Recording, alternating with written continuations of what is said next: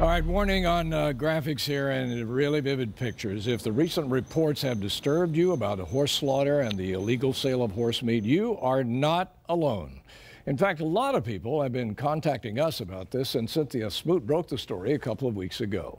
Two people say they knew there was a problem before we heard from Animal Recovery Mission's Richard Kudo, who went undercover and started shooting video. Cynthia's back here tonight with more. All right, what do you have? Well, John, these men say when they saw our very first report, they knew exactly where it was because they'd been there and seen the same horrifying sights. They agreed to share their story, but only if we don't show you their faces or reveal their names out of fear for their safety. It's gruesome video of what appears to be a pit full of bones and skeletons, a horse head clearly visible. Such a shocking image, Richard Kudo put it on the cover of his 40-page report.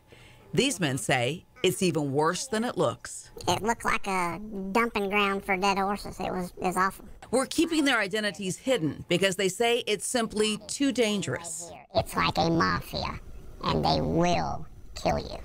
They say they've been on that same farm, seen what Kudo saw and videotaped, and that the pit is actually an alley. This only shows like 1/100th of what's there. Yeah. This alleyway right here is 80. It's got to be 85 or 90 feet long, and it's just the farther toward the middle you get, the higher it gets. They were 5 foot deep. They say they also saw the hog pen in Kudo's video. Dead cows, horse carcasses, sheep, goats, pigs, and hogs were in there eating. Millions and millions of maggots. The worst stench of death that you've ever smelt. It was bad.